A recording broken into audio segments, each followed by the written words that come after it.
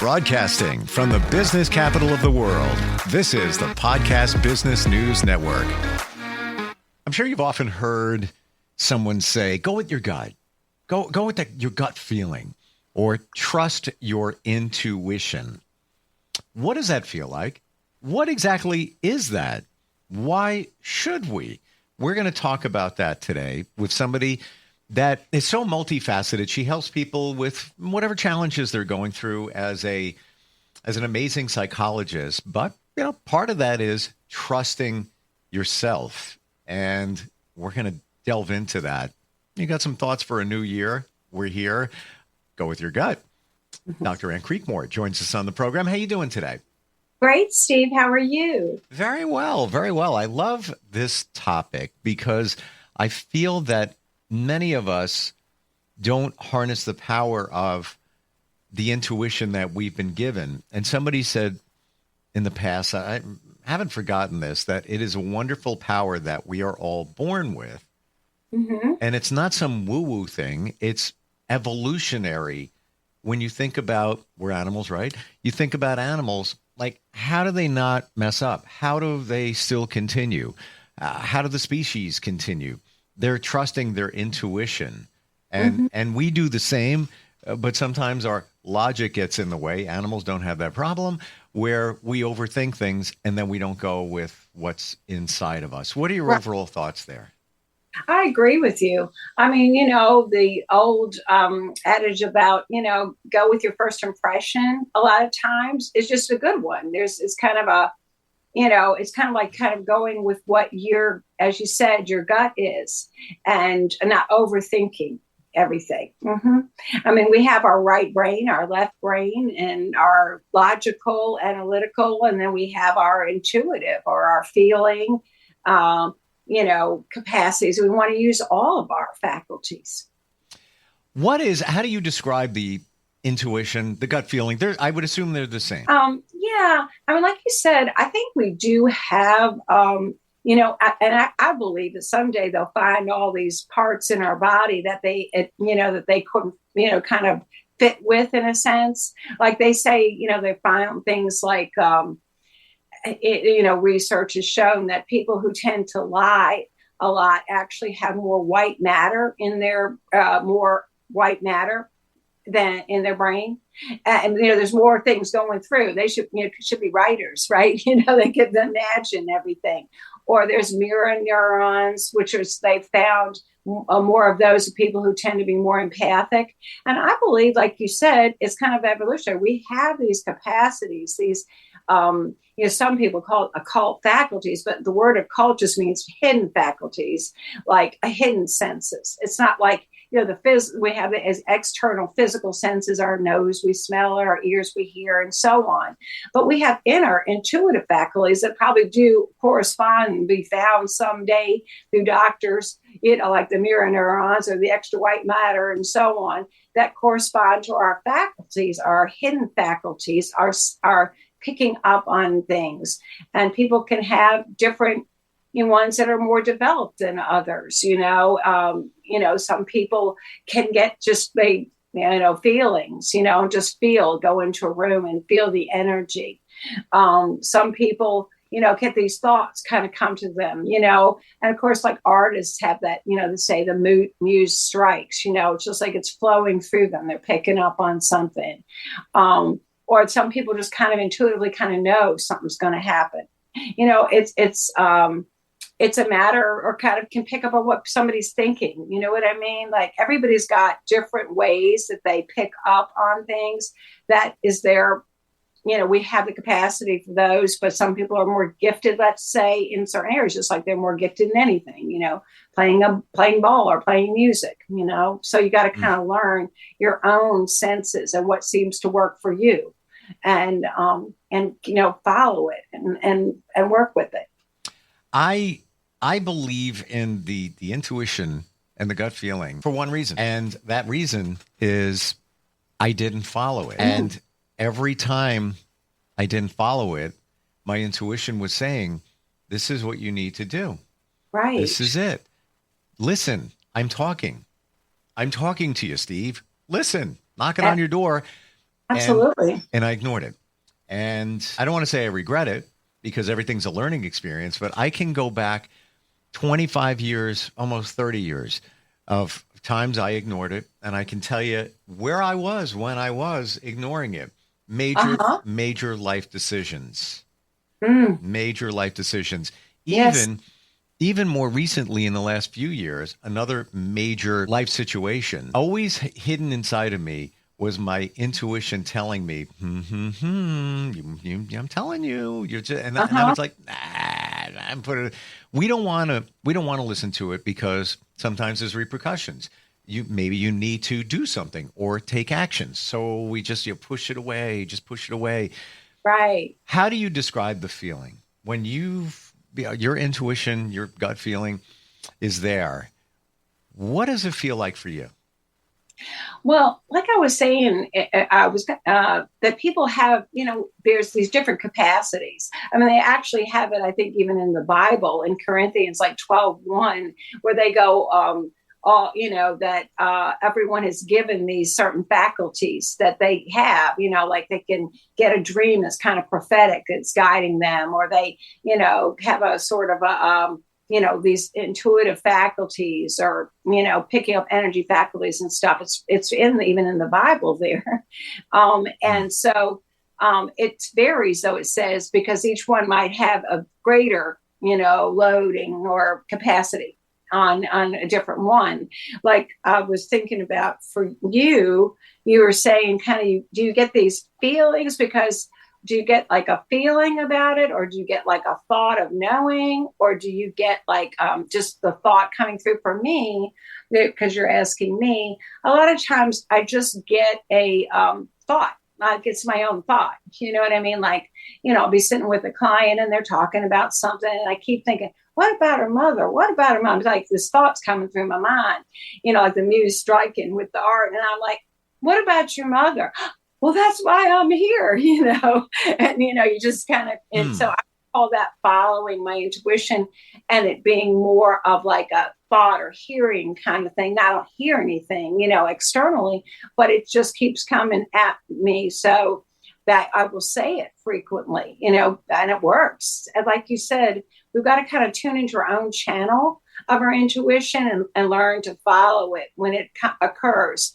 And then if it pans out, then of course, then it was an intuitive, a good thing. And for you, what would you say, when you get that, some of these decisions, were you having like a certain thought of something coming to you, like, no, you got to go, say this or do this? Or were you, kind of like getting a feeling or knowing, like, if I don't do this, it's going to be this way, kind of a knowing kind of thing? Yeah. It's, in the major situations, it was more of a, don't do it. I'm telling you inside, this is it speaking to me. Kind of, yeah. This is a bad idea. This is Uh-huh. just not what you should be doing. But Right. you might be in situations in life where you're already moved along. So to make changes, it would be major. So you ride it and you just say, this is the path of least resistance, so I'm just going with it. But screaming inside, like, this, nope. Kind of a knowing or a thought or hearing kind of thing about it. And then, like you said, something comes along that interferes with your following through. Like you mentioned a few things, like, because we all have like these egos or vices, if we will, that we have to contend with, that kind of are keeping us locked into or stuck. And we don't do it. Like you say, well, that'll be too hard to do, kind of like the lazy ego telling you, don't bother that, or you could have, remember we talked about, or I don't know if we talked about it, and I think we did, the Enneagram. The what? The Enneagram, ENNEAGRAM. It's a personality typology, kind of like a Myers-Briggs, but not on the same exact spectrums. But it's the one where you can take it online. You can take the Enneagram person. That's been around since medieval times. But you can use it to ascertain what your chief primary ego or vices, like you just get online and you can take the personality test, Enneagram personality test, and it will help you to, by your answers, it will kind of put you as a certain type. There's 9 types. And one, for example, the last one is called the peacemaker, and the chief. I bring this one up to relate to what you just said about, the chief. It relates to the 7 deadly sins, only they add a couple more like fear. But the chief one for that would be sloth or lazy. So, and then the virtue, what you're trying to do to get not follow that little ego, I shouldn't do this, but it's all set up. I'm going to just give in and do it. Passive, response would be to take action. So that can help you to start to identify, well, what is my kind of something that holds me and keeps me stuck, not following my authentic self or my intuitions on things. And then you can work on releasing that ego that maybe be holding you back. Just relating to what you said. For the other situations, when something presents itself, I find that usually it's a lighter feeling that comes your way. It's a lighter feeling. You have 2 feelings. This one's light. This one's heavy. And when it's lighter, your intuition, right? It seems like, oh, that's the choice. But then the mind gets in the way. Right. And the ego. Mm-hmm. Oh, okay. The ego. And and it says, come on, it can't be that easy. No. You need to go deeper. You need to think deeper. It's not going. It doesn't make sense. So we go with the heavier feeling, which is the wrong feeling, the wrong answer. Right. Because we let logic get in the way. And I've tested it even in situations, not major ones like I described before, but just situations that come up where, let's say I'm going to meet somebody, never met him before. And whether it's a personal situation or whether it's a business, whatever it might be. And I've thought to myself how it's going to go. I've seen it. I visualized it. And I have to tell you, 99%, 95% of the time, it's exactly what I thought it was going to be. And I could have just bailed on the meeting. And when I say usually it doesn't really support me, but I go anyway just to test my intuition. And it usually comes out that way. Now, I want to put a side note on that. And that is, I often wonder, did I use my intuition to tell how the situation is going to go down? Or did I manifest it to go that way? Right. Because we've talked a lot, even like the cognitive behavioral therapy, we know our thoughts are prayers, cognitively what we say to ourselves is creating the situation. So you kind of, you have this kind of toss up where you're going, well, you don't want to feed into something from being negative, and creating some negativity because that's what you're expecting, the self-fulfilling prophecy, that first chapter in my book. Right. But at the same time, it's like, it sounds like in your situation that you kind of got it knowing that this wasn't going to go that way, but you still went kind of with that positive attitude of trying and didn't listen to your intuition, right? As far as like knowing that it wouldn't be rather than creating it. I don't know. Do you know what I'm saying? You didn't go in with a negative attitude, I don't think, right? No. And I, the more we talk about this, I think about it, and I'm not doing anything except taking the information that somebody gave me, whatever it may be, who they are, scenarios that they've already presented to me. I'm not doing anything. So sitting back here, and should we meet? Whether it's a business thing, social, whatever it might be. And then I just go, I'm not I don't think I'm changing anything. Right.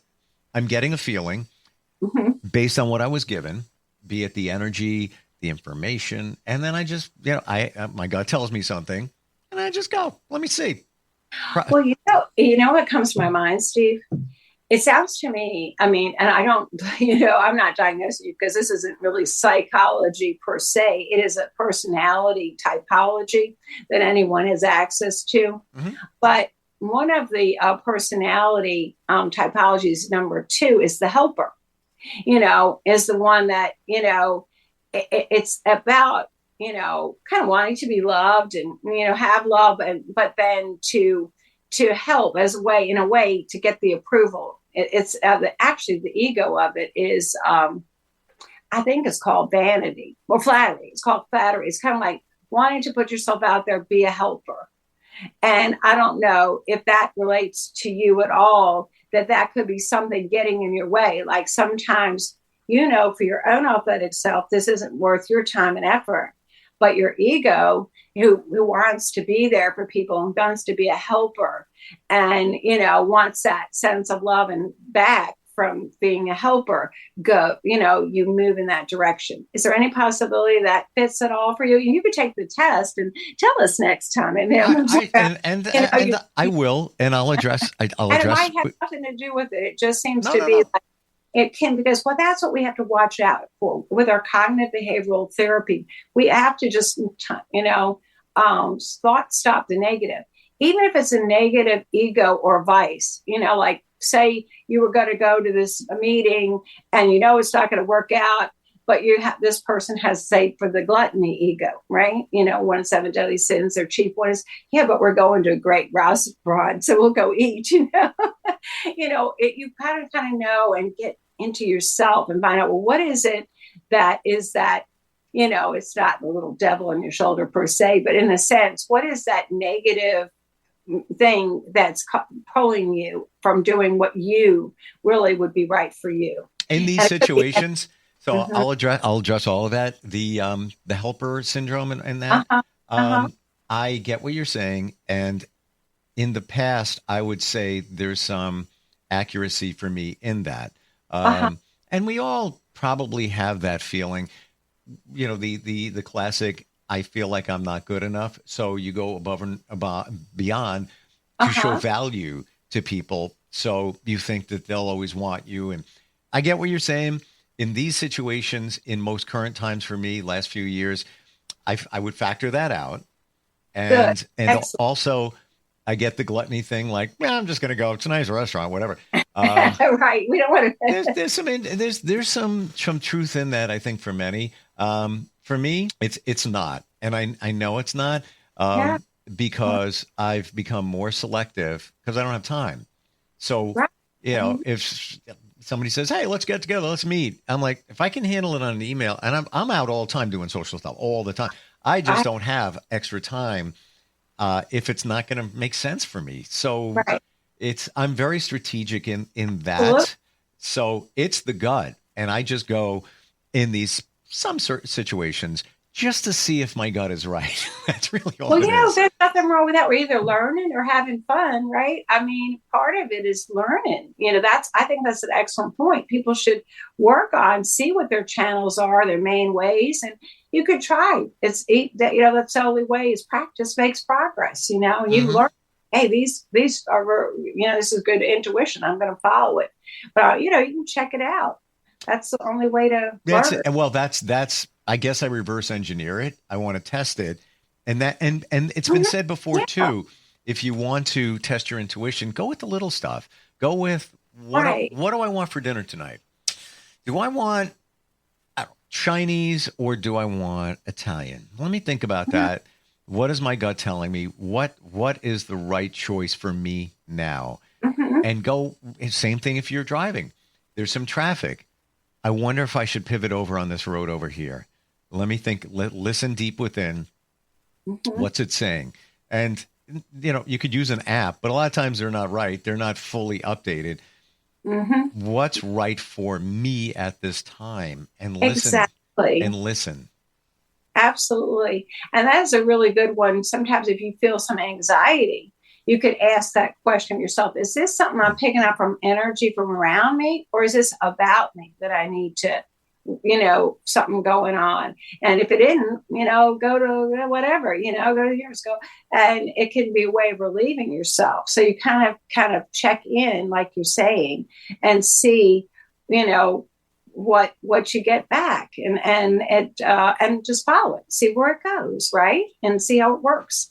Small things, especially, right? That's a great point. And I feel a lot of times, many things get in the way of our intuition. Like you just said, anxiety. So if you've got anxiety floating around, then you've got other situations over here and things are swirling around in your head.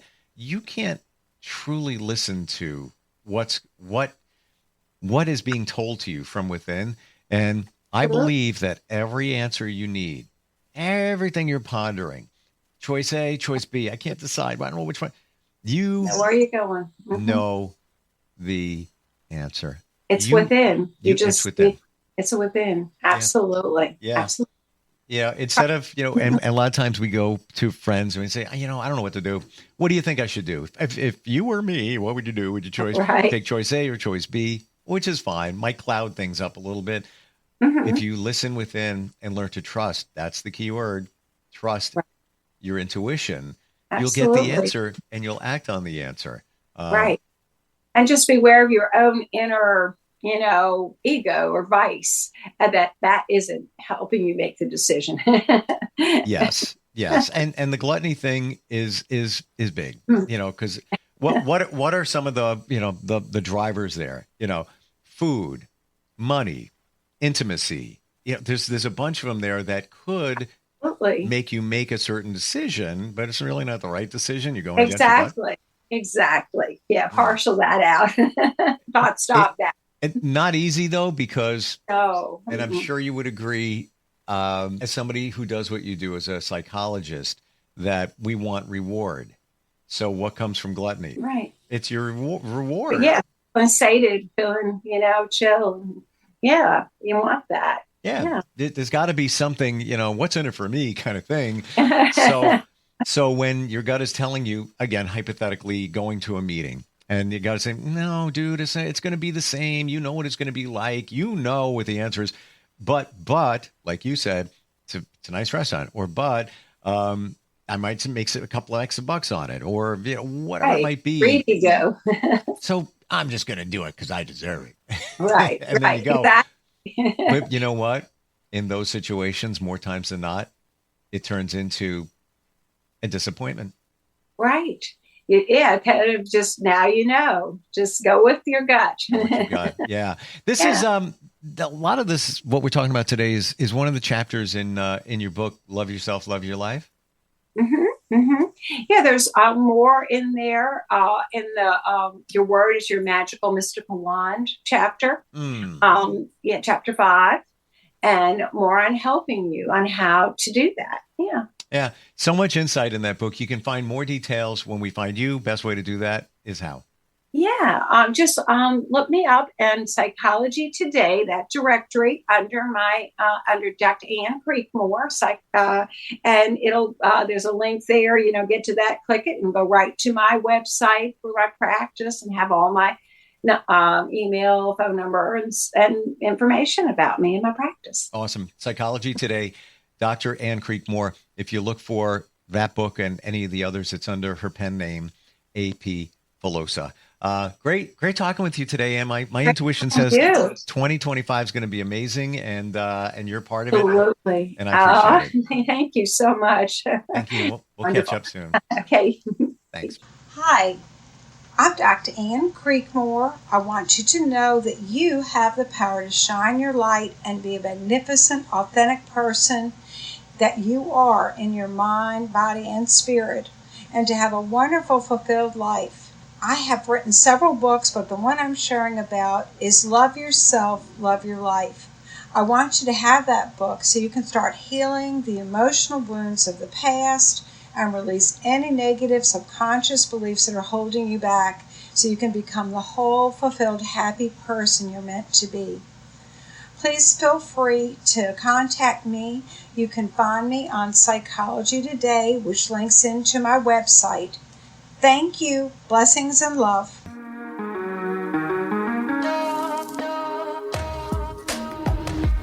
Broadcasting from the business capital of the world, this is the Podcast Business News Network. It's Thursday night, and you're grabbing drinks with some friends. Started off with a pitcher for the table, which quickly becomes 2. There's pool. And there's the photo booth. All right, everybody squeeze in. Say cheese! Followed naturally by an order of wings. And another. Can we get some extra ranch sauce? Then there's the ceremonial nightcap. So what are we doing this weekend? And lastly, it's back to the car, which, if you're buzzed,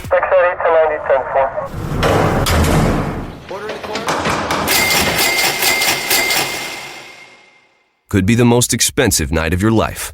Getting pulled over for buzz driving could cost you around $10,000 in fines, legal fees, and increased insurance rates. Nothing kills a buzz like getting pulled over for buzz driving, because buzz driving is drunk driving. Brought to you by the National Highway Traffic Safety Administration and the Ad Council.